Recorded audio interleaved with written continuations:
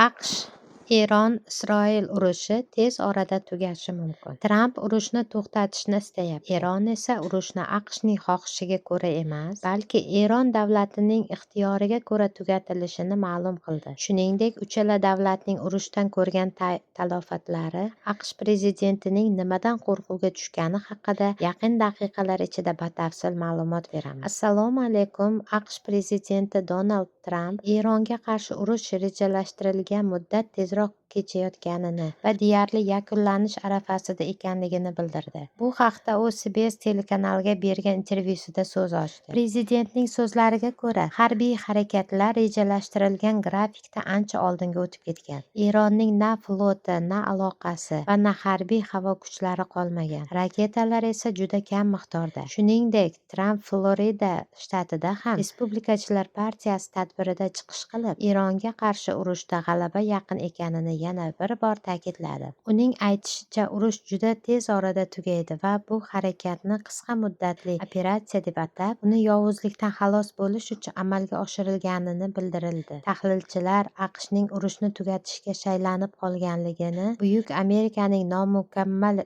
rejasi ish bermaganligi bilan baholamoqda. Dunyo bozorida neftning narxi keskin oshib ketgani ham AQShni biroz xavotirga solgan bo'lishi mumkin. Chunki neft qimmatlashsa, benzin, transport, logistika, aviachiptalar hamda tovarlar narxi oshadi. Shu tufayli mamlakatda iqtisodiy o'sish sekinlashishi mumkin. Bu esa aholining noroziligiga, hatto Trampga nisbatan impichment e'lon qilinishiga sabab bo'lishi mumkin. Donald Tramp AQSh tarixida 2 marta impichment qilingan birinchi prezident hisoblanadi. Biroq Senat uni lavozimidan chetlatmagan. Agar 3-chi bor bu chora qo'llanilsa, Tramp lavozimidan chetlatilishi mumkin. Shu boisdan ham Tramp bu urushni tezroq yakunlash payiga tushib qoldi. AQSh Isroildan Eronning energetika, ayniqsa neft infratuzilmasi obyektlariga zarba berishini to'xtatishni so'radi. Bu 12 kunlik urush davrida Vashington tomonidan birinchi chekinish bo'ldi. Manbalarga ko'ra, Tramp Eron neft obyektlariga zarba berishni oxirgi chora sifatida ko'rmoqda. Bu variant faqat Eron avval Fors ko'rfazi davlatlaridagi neft infratuzilmasiga hujum qilgan taqdirda qo'llanishi mumkin. Amerika Eronni va uning qora boyliklarini xuddi Venesuela kabi oson qo'lga kiritamiz deb o'ylagandi. Ularning rejasiga ko'ra, oliy rahnoma yo'q qilingan taqdirda avvaldan yanvar oyidagi namoyishlar orqali ongi obdon zaharlangan eronliklardan foydalanib, islom rejimiga barham berish va uning o'rniga qo'g'irchoq sifatida talqin qilinayotgan Rizo Pahlavoniy hokimiyatga olib kelish rejalashtirilgandi. Biroq Oyatulloh Ali Xameneiy o'limi butun Eronni parchalamadi. Aksincha, bir kuch qilib yana birlashtirdi. AQSh va Isroil esa eronliklarning g'azab va nafratiga uchradi. Bundan ko'rinib turibdiki, vaziyat kutilgandek ish bermadi. Ma'lumki, Hormuz bo'g'ozi muhim neft tashish yo'lagi hisoblanadi. Eron bu bo'g'ozni yopib qo'ydi. Oqibatda neft narxi osmonga chiqdi. Hatto bir barrel neftgacha ko'tarildi. Bu esa Yevropa va boshqa davlatlarda AQSh va Isroilga nisbatan norozilik kayfiyatini uyg'otdi. Bu holatni ko'rgan hamda Yaqin Sharqda hukmronlik qo'lga ololmayotgan AQSh prezidenti Donald Tramp Eron Hormuz bo'g'ozi orqali neft tashishni to'sishda davom etsa, mamlakatga nisbatan yanada kuchli zarbalar berilishini bildirdi. Uning so'zlariga ko'ra, agar Eron Hormuz bo'g'ozida neft oqimini to'sishga qaratilgan har qanday harakatni amalga oshirsa, AQSh Eronga hozirgacha berilgan zarbalardan 20 barobar ko'proq zarba beradi. Tramp shuningdek AQSh oson yo'q qilinadigan obyektlarni ham yo'q qilishini, bu esa Eronning davlat sifatida tiklanishi deyarli imkonsiz qilib qo'yishini aytdi. U o'lim, olov va g'azab Eron ustiga tushishini ma'lum qildi. Biroq bunday holat yuz bermasligiga umid qilishini ham qo'shimcha qilib o'tdi. AQSh prezidentining aytishicha, uning bu bayonoti Xitoy va Hormuz bo'g'ozidan faol foydalanadigan boshqa davlatlar uchun Amerikadan sovg'a hisoblanadi. O'z navbatida Eron Islom inqilobi qo'riqchilar korpusi vakili general Sardaniy AQSh va uning ittifoqchilariga mintaqadan 1 litr ham neft olib chiqishga yo'l qo'ymasligini bildirdi. Uning so'zlariga ko'ra, neft va gaz narxlarini pasaytirish hamda ularni nazorat qilishga qaratilgan barcha urinishlar vaqtinchalik va samarasiz bo'ladi.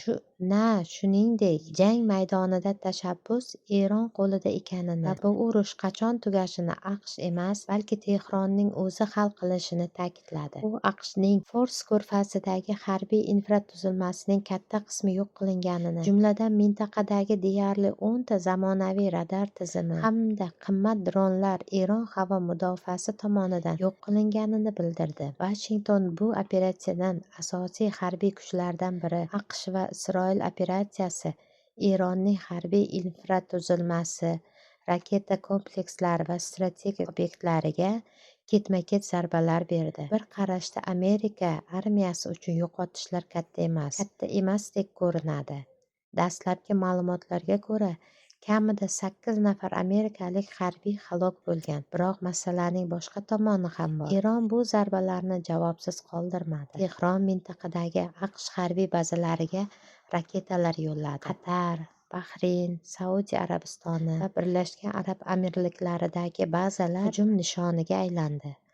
Oq uy bu zarbalar katta zarar keltirmaganini aytmoqda, ammo faktlar boshqa narsani ko'rsatdi. 7-mart kuni The New York Times nashrining xabar berishicha, Eronga qarshi harbiy kampaniyaning birinchi haftasi AQShga taxminan $6 milliard tushgan. Bu hali urushning boshlanishi xolos. Shu bilan birga, Respublikachilar partiyasi vakillari prezident Donald Tramp ma'muriyati urush uchun qo'shimcha mablag' so'rashib kutayotganligini ma'lum qildi. Ular Eron bir necha zarbalarga qaramay omon qolishiga, AQSh va Isroil esa tez orada harbiy harakatlarni davom ettirishga bo'lgan qiziqishini yo'qotishiga ishonmoqda. Ismi oshkor etilmagan qo'mondonlarning fikricha, yaqin bir necha kun ichida Eron bundan keyin ham sezilarli darajada javob raketa zarbalarini bera oladi. Bu esa barcha uchun hal qiluvchi palla bo'ladi. Vashington Eron bu urushni cho'zishdan xavotirlarini sezdirib qo'ydi. Urushni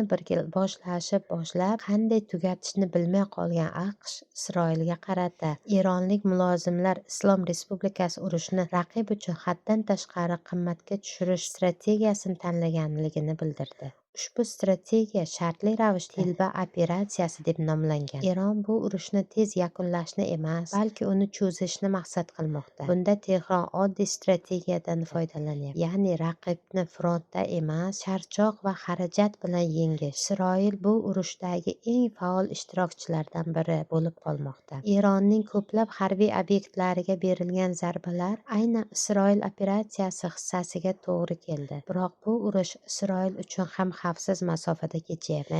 Eron yuzlab ballistik raketalar va mingga yaqin dronlar bilan javob berdi. Bu hujumlar Bechemes shahri, Yerusalim atrofi va janubiy Isroilga qaratildi. Mashhur Iron Dome tizimi ko'plab raketalar havoda yo'q qilindi, ammo barchasini emas. Isroilning temir qalqoni ham hamma raketalar oqimini to'sib qololmayapti. Bu esa bir narsani ko'rsatadi. Isroil hududi ham endi urushdan mutlaqo himoyalangan emas. Isroilga hujumlar oqibatida kamida 11 nafar tinch aholi halok bo'lgan. Bir nechta harbiylar ham qurbon bo'lgani aytilmoqda. Bu mojaroda eng katta yo'qotishlar Eron tomoniga to'g'ri kelmoqda. Ma'lumotlarga ko'ra, dastlabki haftalarda 1200 dan ortiq kishi halok bo'lgan. Yuzlab odamlar yaralangan. Qurbonlar orasida ko'plab tinch aholi bor. Eng dahshatli hujumlardan biri 28-fevral kuni Minob shahrida sodir bo'ldi.